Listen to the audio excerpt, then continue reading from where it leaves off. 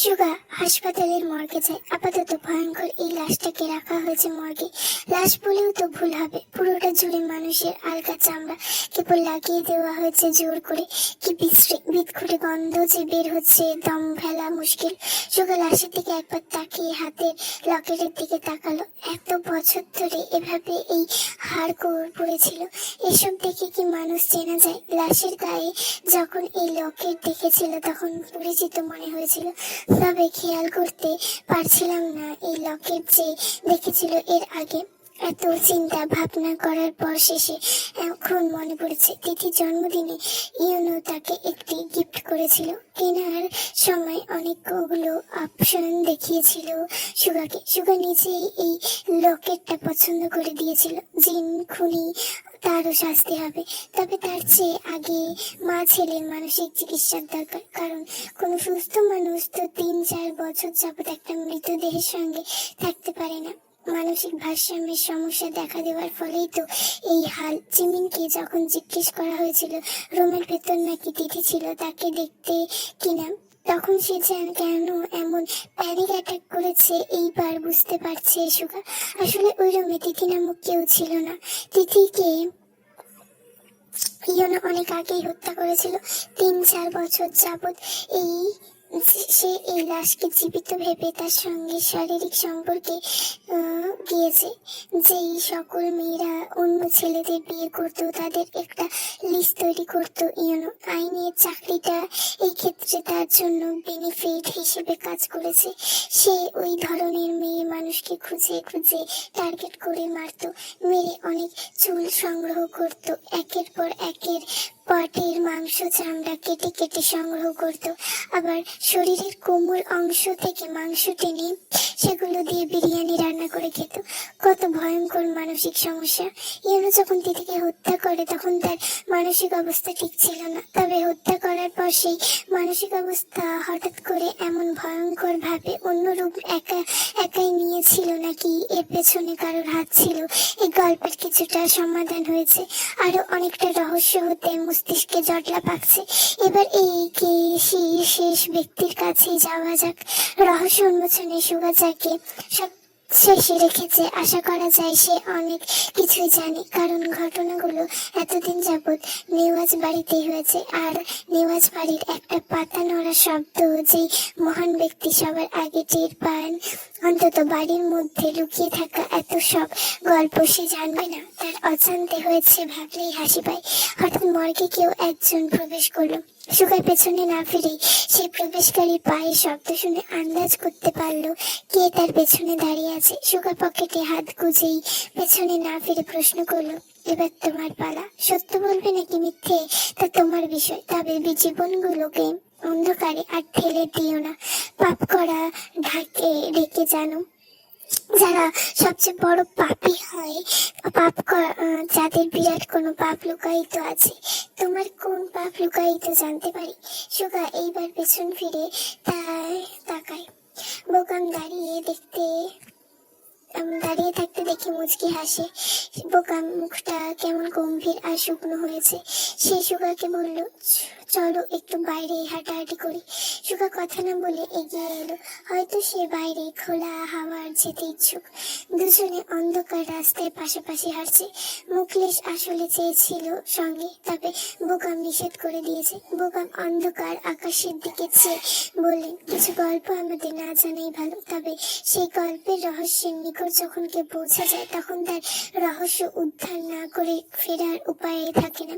আমি মিথ্যের চাদর দিয়ে যেই রহস্য ঢেকে রেখেছিলাম তুমি তা সত্যি দিয়ে তুলে ফেলেছো। এখন পুরোটা না জানা অব্দি তুমি নিজেও প্রভু শান্তি পাবে না। তাহলে শোনো, তোমার ফুপু জিন ছোট থেকে পাগলাটে ছিল। প্রথমে আমি আর তোমার দাদি ভেবেছিলাম ছেলে মানুষই হয়তো, বাচ্চা মানুষ সব আস্তে ধীরে ঠিক হবে। তারপর সমস্যা বাড়তে থাকলো।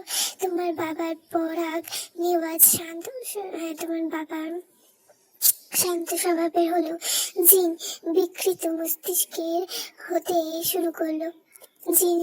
জিন বয়স যখন 5, স্কুলে ভর্তি করা হয় তাকে। প্রথম দিন পেন্সিল ঢুকিয়ে সহপাঠীর চোখ অন্ধ যখন করে দিয়েছিল, তখনই যদি কোনো ব্যবস্থা নিতে পারতাম। তার ছেলের চোখ নষ্ট হয়েছে, বেচারা গরিব ছিল বলে কোনো একটা ভাবে ঝামেলা এড়াতে পেরেছিলাম। জিন ছোট থেকেই দেখলাম একা একা কথা বলতো, কার সঙ্গে কথা বলতো জিজ্ঞেস করতেই কত মানুষের নাম বলতো। এভাবে জিন বড় হলো, তার পাপ বাড়তে থাকে, আর আমরা অসহায় বাবা মায়ের মেয়ের ভালোর জন্য তার করা পাপ ধামাচাপা দেওয়া শুরু করি। একটা সময় পরে পাপেনের সঙ্গে বিয়ে ঠিক করলাম। দেখলাম বিয়ের পর পরিবর্তন হয়েছে, তবে পাপেন কিন্তু জিনের অতীতে করা কাজগুলো সম্পর্কে জানতো না। এসব খবর কেউ জানলে জিনকে বিয়ে করত। সংসার ভালোই চলছিল দেখে আমারও নিশ্চিন্ত হই। 1 মিনিট, ফুপুর নাকি একজন প্রেমিক ছিল, তার সঙ্গে বিয়ে না দিয়ে অন্য কারোর সঙ্গে বিয়ে দেওয়ার কারণ? জিন কখনোই কোনো প্রেমিক ছিল না, আগেই বলেছি। সে কল্পনাতে করতো সারাক্ষণ, সারাদিন একা একা কথা বলতো। জিন ছোট থেকে লেখালেখিতে পটু ছিল, সেই দেখে তার জন্য অনেক উপন্যাস বই কেনা হতো। ওইসব পড়তো সারাক্ষণ, যখন যেই গল্প পড়তো তাতেই ঢুকে যেত। উপন্যাস নায়কে কল্পনা করতো, সংসার করতো, কিসব বলতো। শেষে দেখলাম এসবে আরো পরিস্থিতি বিগড়ে যাচ্ছে, তাই উপন্যাস পড়া তার বন্ধ করি। তবে ওই যে উপন্যাস চরিত্রের রেস তার হয়তো কাটেনি, সেখান থেকে কাউকে এসে সারাক্ষণ কল্পনা করতো প্রেমিক রূপে। তার বিয়ে হয়ে যাওয়ার পর সে ভাবতে শুরু করে উপন্যাস সেই প্রেমিক চরিত্র তার প্রাক্তন হয়ে গেছে। তাই সংসারী মেয়ে যেমন প্রাক্তনকে ভোলার চেষ্টা করে, সেও তাই করা শুরু করলো। আমি বিয়ে দিয়েই মেয়েকে নিজের চিন্তায় থামতাম, তাই জিনকে 24 ঘন্টা নজরে রাখার ব্যবস্থা করি। তারপর একদিন জানতে পারলাম ইউনুকে নিয়ে স্কুল যাওয়ার সময় পার্কে সে একা একাই কার সঙ্গে কথা বলে। দিনকে দিন এই সমস্যা বৃদ্ধি পায়। আফসোস লেগেছিল, কারণ জিনিস অনেক চিকিৎসা করা হয়। ওকে বিদেশ থেকে চিকিৎসা করে এনে বিয়ে দিয়েছিলাম। ভেবেছিলাম সমস্যা বুঝি শেষ, তারপর বুঝলাম এই সমস্যা শেষ নয়, বরং নতুন করে শুরু। যা ভয় পেয়েছিলাম তার চেয়ে দ্বিগুণ সমস্যা হয়। জিন মনে করতে শুরু করে স্বামী পাপন তার এবং তার প্রাক্তনীর মাঝে বাধা হয়ে দাঁড়াচ্ছে, তাই স্বামীকে সে হত্যা করে। কিন্তু ফুপু বলল তার স্বামী নাকি তাকে এবং তার প্রাক্তনকে একসঙ্গে দেখেছে, তার সন্দেহ করেছে। আরে ভুল বুঝলাম, ফুপুর সব কল্পনা। কিন্তু পাপন সে তো আর ফুপুর প্রাক্তনকে দেখেনি, তাহলে সে ঝগড়া বিবাদ কেন করেছে? আর ইউনু তো ফুপুর সব জায়গায় নিজের সঙ্গে করে নিয়ে যেত। যখন সে দেখেছে তার মা পার্কে কোনো মানুষের সঙ্গে নয় বরং একা একাই কথা বলছে, তাহলে সে চুপ ছিল কেন, কিছু বলেনি কেন? পাপন কোনো প্রাক্তনকে নিয়ে ঝগড়া করেনি। জিন নিজেই সারাদিন তার কাছে প্রাক্তনকে নিয়ে আলোচনা করতো। একসঙ্গে সে বিরক্ত হয়ে যায়। কোনো পুরুষই তার স্ত্রীর মুখে অন্য পুরুষের কথা সহ্য করতে পারবে না, স্বাভাবিক। তাই জিনের উপর সে নজর রাখতে গিয়ে আবিষ্কার করে তার সেই জটিল রোগের বিষয়। একা একা কথার বিষয়টি কারোর সঙ্গে। সেই সন্ধ্যায় জিনকে পাপনকে মেরেছিল। সেই সন্ধ্যায় পাপন জিনকে জিজ্ঞেস করেছিল, তোমার কোনো সমস্যা আছে? একা একা কথা বলো কেন? তবে চিন্তা কানে কেবল একটাই কথা শুনতে পাই, তোমার প্রাক্তনকে আমি হত্যা করব। জিন ভাবছিল পাপান তাকে তার প্রাক্তনের কাছে যেতে দেবে না, তাই খুন করে ফেলেছে স্বামীকে। আর বাকি রইল ইউনু। তাকে যখন নেওয়াজ বাড়িতে আনি তখন আমার মনে একই প্রশ্ন জাগে, তাই তারও পরীক্ষা করি। আফসোস আমার শেষ হয় না, কারণ জিন যে সমস্যায় বিরল রোগ ধরা পড়েছিল তাও একই রোগ ধরা পড়ে। জিনকে নিজের কাছে আনার পর তার আবারও চিকিৎসার ব্যবস্থা করি। এবার চিকিৎসা হয় দীর্ঘ সময় ধরে এবং বাড়ি ফেরার পর সে একেবারে সুস্থ ছিল। ইউনো একই চিকিৎসা করতে চায়, তবে ডাক্তার জানায় এখনো ইউনো রোগটা সঠিকভাবে ধরতে পারছে না তারা। মায়ের রোগের সঙ্গে কিছু তো একটা পরিবর্তন আছে তার। তারপর তোমরা 2 ভাই বোন তো একসঙ্গে বড় হও চোখের সামনে। ইউনোর মধ্যে কোনো কিছুই দেখতে পাইনি। ধীরে ধীরে সে বড় হয়, তুমি হলে। ইউনো প্রেম করা শুরু করে দিল। মাঝে তোমার বাবার মৃত্যুই তুমি একা রক্ষা হয়ে যাও। তোমাদের মাঝে ঝামেলা হওয়ার পর দুই ভাই আলাদা হয়ে যাও। সেই রাতের কথা, রোকসানা এর আগের দিন রাতে মারা গিয়েছিল। আমার মানসিক অবস্থা তখন ভালো ছিল না। রোকসানা অনেকদিন ধরে অসুস্থ ছিল। তার সেবা যত্নের দায়িত্ব জিন তদারকিতে ছিল। হঠাৎ ভয়ঙ্কর ভাবে তার খুন হয়। খুন? দাদুর খুন হয়েছে মানে? সে না সিঁড়ি দিয়ে পড়ে মারা যায়? আমি তো তখন বাড়িতে ছিলাম। নিজের হাতে দাদুকে মাটি দিয়ে আসি। খুন হয়।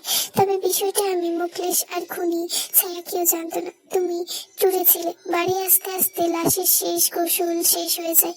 তাই এই সাদা কাফনের নিচে লাশের সঙ্গে হওয়া বহু জিনিস তোমার অজানা থেকে যায়। তোমার দাদুর মৃত্যুর পর আমি সবচেয়ে বড় শক হই। আজও ভাবলে কেমন শিরশির করে ওঠে গা।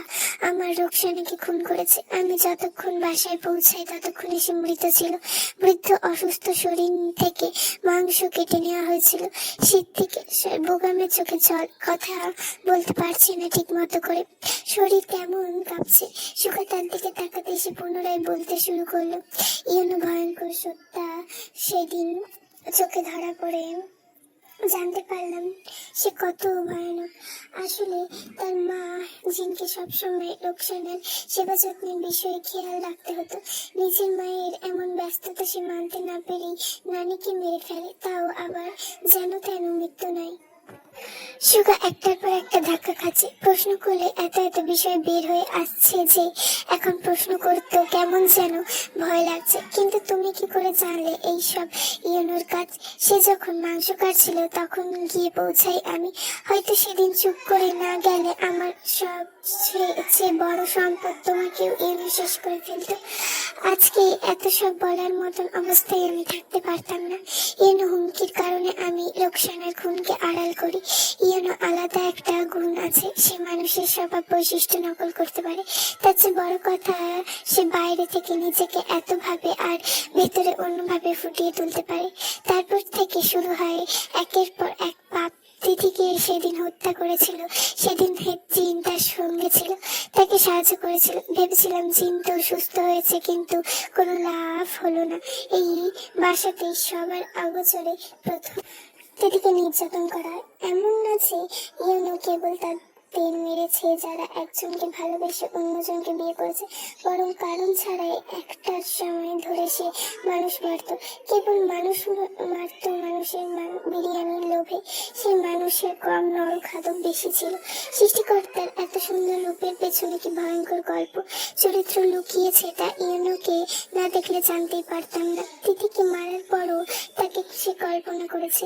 ইয়েনো যখন যে জায়গায় যেতে তিথির শরীরের কোনো অংশ সাথে রাখতো, মৃত শরীরে যে কখনো সাজতে, কখনো জোড়া লাগানো যেতে চেষ্টা করতো, আবার কখনো মৃতদেহের সঙ্গে শারীরিক সম্পর্কে যেত। এসব নিজের চোখে দেখা। কখনো তো দেখলাম রুমে কেউ নেই, তবে সে একা একা কথা বলছে তিথির সঙ্গে। সে কল্পনায় তিথির সঙ্গে ঘুরতে যেত, সময় কাটাতো, এমনকি শারীরিক সম্পর্কেও গিয়েছে, অথচ সব তার ভ্রম ছিল। তিথি তাকে ধোঁকা দিয়েছে, এটা কেবল ইয়েনো কল্পনায় ছিল। বাস্তবে তো তিথির বিয়ে হয়নি। কি? হ্যাঁ, জিন ওপরে মুকলেশের নজর রাখতো, সেখান থেকে সব জানা। আসলে ইয়েনো তিথির প্রেমে পড়ার সময় কিন্তু স্বাভাবিক ছিল। ছেলের পরিবর্তন জিন মেনে নিতে পারছিল না। মানে হচ্ছে জিন ছোট থেকে চেয়েছিল ইয়েনো তার মতো হোক। লিসাকে নিয়ে তার কোনো আগ্রহ ছিল না। লিসা আজও হয়তো এত ভয়ানক সব গল্প জানে না, কিংবা জানে আরো অনেক কিছুই জানে যা আমাদের অজানা। জিনকে আমি কেবল পাপনকে খুঁজে খুন করার দায় থেকে বাঁচানোর জন্য ঢাকায় আনি না। তাহলে সে মানুষ খুন করা শুরু করে, ছেলেকে মাংসের বিরিয়ানি খাওয়ার অভ্যাস গড়ে তোলে। খুন করা এসব পাগলের মতন আচরণ অনেকটা বলতে পারো মায়ের থেকে শেখা ইয়েনো। এখানে আসার পর দিনেও আমাদের বাড়িতে অনেক কাজে মানুষ মারা যেত। তখন বুঝতে পারিনি এসব কার কাজ। পরে বুঝতে পারি আস্তে আস্তে ইয়েনো বড় হয়, নিজেই এসব গভীরভাবে লিপ্ত হয়। তিনি কিন্তু তিথি তার জীবনে আসার পরে আস্তে আস্তে ভালোবাসার টানে পরিবর্তন আসতে শুরু করে। জিন তা মেনে নিতে পারে না। জিন তিথির নামে ভুল বুঝিয়ে তাকে নিজে হাতে ধরে বেঁধে সেই জবাই দেয়। সেদিন জিন মাংসের বিরিয়ানি রান্না হয়, সেদিন জিন নিজে হাতে মশলা বেটে দেয়। এসব কি করে ভুলবো? আমি সব জেনেও বোবার মতো করে পড়ে থাকতাম। তাহলে ইউনুর সঙ্গে আমার ঝামেলা হওয়ার পরও সে আমায় কেন খুন করেনি? কারণ সে তোমায় টোপ হিসেবে ব্যবহার করছিল। তোমার পছন্দের গান, পছন্দের কাজকর্ম, স্বভাব বৈশিষ্ট্য সব ধারণ করেছিল সে, যাতে কোনো বিপদে পড়লে তুমি ফেঁসে যেতে পারো। তোমার জিমিনকে একবার চেয়েছিলাম চট্টগ্রামে পাঠিয়ে দিতে, কারণ সেদিন দেখলাম ইউনু নজর গেছে জিমিনের ওপর। সেদিন থেকে ভয় কাজ করা শুরু করে আমার মধ্যে। আর জিমিনের সঙ্গে ঘটনা যে তোমার সঙ্গে জড়িয়ে যাবে সেই ভয় ছিলাম। ইউনু কখনো জিমিনকে ভালোবাসেনি, কেবল মারাই ছিল তার উদ্দেশ্য। আর জিমিনকে ছেলের বউ বানাতে চেয়েছিল মূলত জিমিনকে ইউনু হালাল শিকার বানানোর জন্য। তাই আমি চেয়েছিলাম তুমি আর জিমিন যাতে দূরে থেকো। কিন্তু ওই নরপিশাচ তো পিছু ছাড়ার মতো নয়, সে ক্ষতি করার জন্য সেখানেই চলে গেছে। আমি দাদা হিসেবে ব্যর্থ। সুগা বোকামের চোখ থেকে অশ্রু গড়িয়ে পড়ে। সুগার মাথাটা কেমন যেন শিরশির করছে, অচল লাগছে নিজেকে। এত কিছু তার চোখের সামনে হলো, অথচ সে কিছু জানবেই না। জানবে কেমন করে? জানার কোনো চেষ্টা করেছে? দিন রাত 24 ঘন্টা বাইরে আড্ডা দিয়েছে, বাড়ির মানুষের খোঁজ নেয়নি। তিথির বাবা মা হয়তো আজও মেয়ের অপেক্ষায় বসে আছে। সুগা তার সকল প্রশ্নের উত্তর পেয়েও গেছে, তাও শেষবার ইউনুর কাছে যাবে, তার জবানবন্দিও শুনবে। দেখা যাক আর কত কাহিনী বানাতে পারে। তারপর যাবে হসপিটালে জিমিনের কাছে। ইউনো আর জিন নির্জন কালকের ভোর হবে, অন্ধকার ছেয়ে আর নতুন সূর্য উঠবে। সুগা জিমিনের জন্য, নেওয়াজ বাড়ির জন্য। আচ্ছা, ওদের শাস্তি কি হবে? ফাঁসি চাইলেই তো ওদের বাঁচানো যায়, কিন্তু বাঁচানোর কি উচিত হবে? সুগা আর দাদার দিকে তাকায়। এই লোকটা কত ভুল বুঝেছে সারা জীবন, অথচ সেও কেবল তাকে আঁকলে রাখার জন্য কত কষ্ট বুকে চেপে রাখতো। তবে পাপের গল্প কিন্তু পাপীরাই আড়ালে রাখে। সুগা স্মিত হেসে হঠাৎ দাদুর চোখের দিকে তাকিয়ে ভ্রুকুচকে জিজ্ঞেস করে, এবার তোমার নিজের সত্যের কথা বলো। তুমি বোকাম নেওয়াজ, এত সহজে দমে যাওয়ার মানুষ কি? কোন সত্য তোমার গল্পে রহস্য হয়ে মাটি চাপা আছে? সে বোকাম নেওয়াজ একটা ঢোক গিললেই কপাল বেয়ে ঘামের বিন্দু বিন্দু ফোঁটা পড়ছে। সে থতমত খেতেই সুগা বলল, মজা করেছি, আর কোনো রহস্য নয়। এবার সুখের গল্প শুরু হতে চলেছে দাদু। এখনো অনেক কাজ বাকি। তোমার বংশবৃদ্ধির কাজটাও তো হতে পারে হাতে পড়ে আছে। বলেই হাসলো সুগা। সব প্রশ্নের উত্তর জানা মানে মুক্তি নয়। কিছু রহস্য আছে যা ছুতে গেলেও মানুষ নিজের ভেতরে গোলক ধাঁধে হারিয়ে যায়। তাই কিছু অজানাকে জানাই থাকতে দেওয়া উচিত, কারণ সেখানে যাওয়ার মানে অস্থিরতার এক অন্তহীন নদীতে ঝাঁপিয়ে পড়ার সময়। আর যে রহস্যের শেষে কেবল দহন, যেখানে পৌঁছে কি লাভ? কিছু না জানা মানে কখনো কখনো বেঁচে থাকা, কারণ সত্যের ভার সব কাঁধ বহন করতে পারে না। সুগা একটা দীর্ঘ নিঃশ্বাস ছাড়লো। ধোঁয়াশা হওয়া এক ফালে অতীত তারও মনে পড়ে গেল। সেই অতীত সেও লুকিয়ে এসেছে কারণ কিছু সত্য বের হলে হয়তো সুন্দর জীবন নষ্ট হতো। বোকা নেওয়াজ কিছু সত্য তো সে জানে, তবু আজীবন না জানার ভান করছে, আর করবেও। তা নিয়ে সুগার মাথা ব্যথা নেই। সে আপাতত সুস্থ একটা জীবন চায়, এর বেশি কিছু নয়। বোকাম নেওয়াজ ভেতরে ভেতরে একটা নিঃশ্বাস ছাড়ে। মনে পড়ে যায় অতীতের এক ঝলক। রাফা কি সত্যি আত্মহত্যা করেছিল? তার ছেলে পরাগ নেওয়াজ কোথায়? সুগার মা কি সত্যি তার স্বামীর হাতেই খুন হয়েছিল? আর তার স্বামীর মরণ কি করে, এই অ্যাক্সিডেন্ট কি করে হলো? তার কত কত প্রশ্নের উত্তর খুঁজে পাওয়া বাকি এখনো, তাই না? তাহলে উত্তর খোঁজা যাক। সুগার মায়ের খুনটা মূলত হয়েছে ইয়নোর হাতেই। তার মৃত্যুর সময় তার স্বামী সবটা দেখে ফেলে। বিষয়টা ইয়নো বুঝতেও সময় লাগলো না। লোকটা যখন সেই দিন রাতেই থানার উদ্দেশ্যে যেতে নেয় তখন ইউনো তার গাড়ি অ্যাক্সিডেন্ট করে। এমন ভাবে লোকটা আহত হলো যে কথাবার্তা বন্ধ হয়ে বিছানায় পড়লো। মাসখানেক হয়তো বড় জোর বাঁচবে, এই তাই অযথা একটা রক্ত নিজের হাতে লাগানোর কোনো ইচ্ছা হলো না ইউনোর। আর পরাগ কোথায়? সে বোকাম নেওয়াজ আরেকটা হাত আহত শ্বাস ছাড়লেন। ছেলের পাপের কোনো ক্ষমা ছিল না, এত নোংরা পাপ মেনে নেওয়া যায় না। তাছাড়া এই ছেলের বিপথে চলে গিয়েছিল, তাকে ফিরিয়ে আনাও সম্ভব নয়। মেয়ের পাপকে ধামাচাপা দিয়ে আশকারা দেওয়ার ফলে ঘটনা এই পর্যন্ত চলে গেছে। ছেলের বেলায় আর নয়। সেদিন পরাগ যখন নেশা করে বাড়ি ফিরে তখন নিজের হাতে ছেলেকে বিষাক্ত ইঞ্জেকশন দিয়ে মুখলেসের মাধ্যমে খুন করায় তিনি। আর মাটি চাপার কোথায় দেয় সুগা সহ প্রেমরোজ ফুলের বাগানে। প্রেম সুগা হয়তো কখনো জানতেও পারবে না তার মাটির উর্বর সার তার বাবার পচনশীল দেহ থেকে নিষ্কৃত হচ্ছে। আর রাফা মেয়েটাও তো পরাগের সমান পাপিই ছিল, তবে সে আত্মহত্যা করেনি, বরং তাকে মেরে ফেলেছে বোকাম নেওয়াজ। কথাগুলো ঝুলিয়ে দেওয়া হয় ফ্যানের সাথে। পুলিশকে সেইবার টাকা দিয়ে মুখ বন্ধ করিয়েছেন। আসলে টাকা যার ক্ষমতা তার এটাই স্বাভাবিক। তবে একবার আজ সে কখনই নাতির উপর পড়তে দেবে না। নাতির ভবিষ্যৎ যাতে কোনো ঝামেলা না হয়, তাই তো এসব করছে। খারাপ মানুষের মাঝে নাতিকে কি করে বেড়ে উঠতে দিত? বোকাম একবার আর চোখে সুগার দিকে চাইল, বলল, মৃত্যুর আগ পর্যন্ত দাদু ভাই তোমার সুখের জন্য লড়বো, প্রয়োজনে তোমার জন্য আরো 1000টা পাপ করতে রাজি। তবুও তোমার চোখে আমার জন্য ঘৃণা আমি সইতে পারবো না। দুনিয়ায় আমায় ঘৃণা করুক, আপনিই নয় তুমি। দাদু ভাই আমার থেকে দৃষ্টি সরিয়ে নিও না, সইতে পারবো না। তোমার সুখ দেখে মরতে চাই, আর কোনো ইচ্ছে নেই আমার। সুগা থানার সামনে এসে দাদুকে বিদায় জানায়। দাদু চলে যাওয়ার সময় তার দিকে এত করুণ চোখে চাইছিল। আহা কি মায়া সেই বৃদ্ধার মুখটায়। এই মায়া যেন সর্বদা থাকে। এই বুড়ো মানুষটাকে তার চিন্তায় ফেলতে ইচ্ছে করে না। থাক না, 2-4টে গল্প ভেতরেই দাফন হয়ে, তাতে বরং ভালো কিছু হবে। দাদুকেও সে কখনো বুঝতে দেবে না মাটি খুঁড়তে গিয়ে বাবার লাশের খোঁজ পেয়েছে সে। মুখলেস চাচার থেকে সব ঘটনা বহু বছর আগে জেনেছে।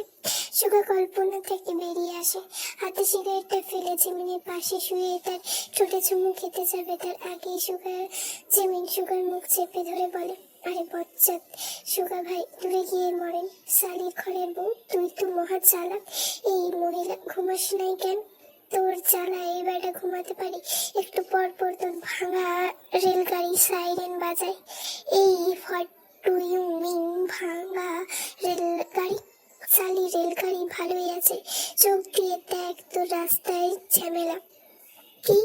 এই দূরে যান, আর কাছে আসবেন না কখনো। সুগা নাছর বাঁধা বেহায়ের মতো বউকে ঠেলে ঠুলে বিছানায় নিজের জায়গায় নিয়ে যেয়ে বলল, চলো ভাঙা রেলপথটা বেড়াতেই মনে নেই আমি বড় ইন্টেলিজিয়ান বলে সে ইন্টেলিজিয়ানগিরি করতে ব্যতিব্যস্ত হয়ে উঠল। কক্সবাজারের মেলার হাওয়া পেরিয়ে গাড়ি যখন পুরান ঢাকায় সরু গলিতে ঢুকলো, জিমিনের বুকের ভেতর কেমন অদ্ভুত এক কম্পন উঠলো। ধুলো ভরা ভয়, পুরনো ইটের গন্ধ, তার মাথার উপরে ঝুলে থাকা রং চটা, তার সব যেন তাকে বলছে, স্বাগতম, তুমি আবার ফিরে এসো। সুগা গাড়ি থেকে নেমে দরজা খুলতে জিমিনের চোখ আটকে গেল সামনে বিশাল লোহার ফকটকে নেওয়াজ কুঠির। এই বাড়ি তার জীবন বদলে দিয়েছে। দাদা বোকাম নেওয়াজ 2 হাত বাড়িয়ে এগিয়ে এলেন। আজ থেকে এই বাড়ি তুমি দেখে রাখবে বলে বাড়ির চাবির গোছাটা তার হাতে দিয়ে মাথায় হাত বুলিয়ে দিল। এই বাড়ি তাকে কত যন্ত্রণা দিয়েছে, কত স্মৃতি দিয়েছে, তবু আজ থেকে মনে হলো এখান থেকেই তার নতুন সুখের দিন শুরু হতে যাচ্ছে। এবার আর লুকাতে হবে না, ভেঙে পড়তে হবে না, কারণ সুগা আছে তার পাশে, তার সাথে, তার ভবিষ্যতে। সন্ধ্যায় জিমিন সবচেয়ে বেশি সারপ্রাইজ হয় এই বাড়িতে নিজের বাবা মা আর ভাইকে দেখে। সুগা আগেই একবার বলেছিল নেওয়াজ বাড়িতে ফিরে বাবা মার সঙ্গে দেখা করাবে। সে এত ব্যস্ততার মধ্যেও নিজের কথা রেখেছে। সবাইকে একসঙ্গে পেয়ে কি যে খুশি লাগছে। তারই মধ্যে খবর এলো তের বাড়ি থেকে তাদেরকে মেনে নেওয়া হয়েছে। জাঙ্কুক কোনো পরিবার নেই, অনাথ আশ্রমে বেড়ে ওঠা। তেকে বিয়ে করে রাখার জন্য রাতে নিজ জীবন ঝুঁকি নিয়ে অবৈধ বাইক রেস করত। জিমিন কিছু কিছু বিষয় জানে। নীলগিরির হোটেল রুমে একদিন যখন সে রাত করে সুগার জন্য আনা পুতুলটা চুল রং করার জন্য হেয়ার কালার আনতে বলে হোটেল কর্মীকে সেদিন রাতে জাঙ্কুকে হোটেল লবিতে দেখেছিল। ছেলেটার সঙ্গে সেদিন কিছু কথাবার্তা বলে পরিস্থিতি জানতে পারে। মানুষের জীবন এখন সুখ করতে পারলেও হয়েছে। সুগার বাসায় আসার পরে দাদুর সঙ্গে কথা হয়। এখন থেকে নেওয়াজের পরিবারের ব্যবসা সে নিজে হাতে সামলাবে। দেরিতে হলেও তো সুবুদ্ধি হয়েছে, এটাই বা কম কিসের।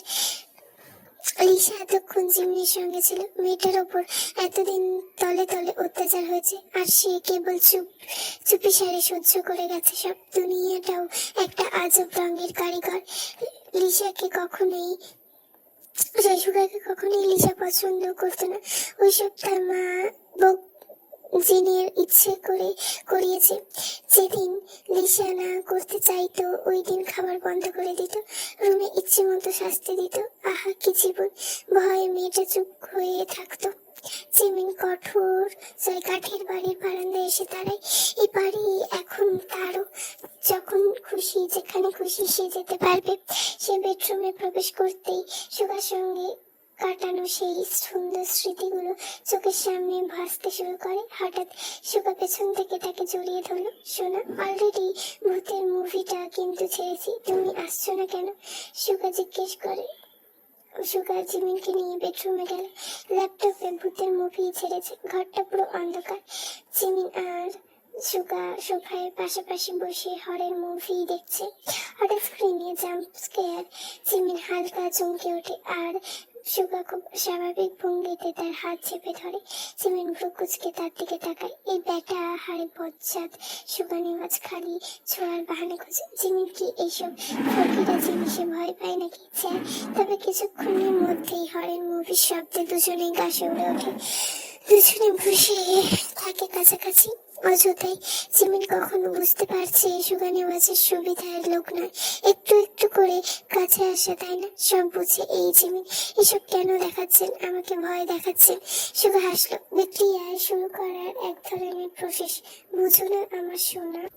অন্ধকার রুমের জানলা দিয়ে বাগানের ল্যাম্প পোস্টের হলুদ আলো ঢুকে দেওয়ালে হালকা ছায়া ফেলেছে। জিমিন শীত করছে। সে সোফা থেকে খাটে উঠে যায়, গায়ের কম্বল জড়ায়। সুগা তার পেছন পেছন খাটে এসে বসলো, গায়ে কম্বল জড়ালো, ল্যাপটপটা তার কোলে। হঠাৎ তার শীতল অবৈধ হাত জিমিনের গা ছুঁতেই সে কেঁপে ওঠে। পর মুহূর্তেই সুগা রেগে বলল, কি বাল পড়েছ? একটা আগা মাথা পাই না কেন? আপনি হাত সরান, উঠে ক্লোজেটে যান। ওইখানে দেখো একটা শপিং ব্যাগ আছে, তাতে যা রাখা আছে একবার পরে আসো তো। পারবো না, আমি উঠে নিয়ে আসলে কিন্তু নিচে পরিয়ে দেবো। আরে বাবা, যাচ্ছি। শালের ঘরে বউ, কয়দিন পর তোর আন্ডা বাচ্চার বাবা হব, আর তুই কিনা আমায় বাবা ডাকিস? নাউজুবিল্লাহ, আল্লাহ সবরে না। আরে যাও আগে। কিছুক্ষণের মধ্যে জিমিন সাদা রঙের একটা মিনি স্কার্ট আর মিনি টপ পরে হাজির হয়। এই ঠান্ডার মধ্যে এসব কি অত্যাচার! সুগা জিমিনকে নিচ থেকে উপর পর্যন্ত একবার পরখ করতেই জিমিনের মাথায় লজ্জার মাথা নিচু করে ফেললো। সুগা হাত বাড়িয়ে জিমিনকে নিজের কাছে এনে বসায়। গায়ের উপর কম্বল জড়িয়ে নিজের হাত ভেতরে ঢুকিয়ে শির করে উঠলো জিমিনের শরীর। মুখ দিয়ে বেরিয়ে এলো সুগা, ডোন্ট মেক এ নয়েজ। জিমিনের শরীরে যখন এই গরমের হাত উষ্ণতা আরো সহ্য করতে পারলো না, তখন সুগা বাঁকা হেসে গায়ের উপর থেকে কম্বল সরিয়ে দেয়। খাটের থেকে নিচে নেমে জিজ্ঞেস করে, ওয়াইন আনছি? উফ, কি গরম যে লাগছে। সুগা গা থেকে টি শার্ট খুলে সোফার উপর ফেলে সিঁড়ি বেয়ে নিচে নামতেই জিমিন তার পেছন পেছন নিচে আসে। সুগা তাকে দেখে গ্রামোফোনে গান ছেড়ে কিচেনে আসে। জিমিন তার সঙ্গে হঠাৎ সুগা জিমিনকে কিচেন টপে বসিয়ে দিল।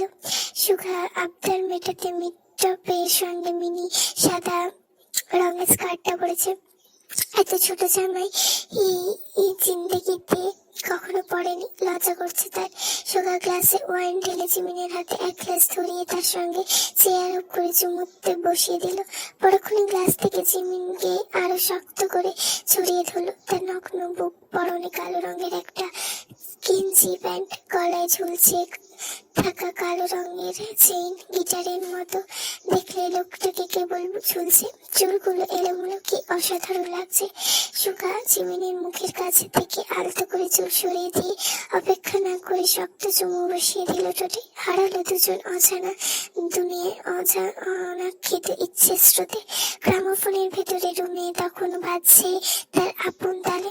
সুগা জিমিনের এক সূত্রে গাথা মিলিয়ে সেই দিয়ে বাজিয়ে চলেছে আপন সঙ্গীতটা আমি স্কিপ করলাম, ঠিক আছে? তো তারপরে হঠাৎ জিমিন হারিয়ে ওঠে। সুগার সঙ্গে পাল্লা দেওয়াই তার পক্ষে অসম্ভব বিষয়। তবে প্রেমের ধ্যান, সুগার ধ্যান খেয়াল অন্যদিকে। সে জিমিনকে আরো গম্ভীর ভাবে নিজের কাছে টেনে নেয়। সুগার জিমিন বাধা দিয়ে জিজ্ঞেস করলো, এখানে নয়?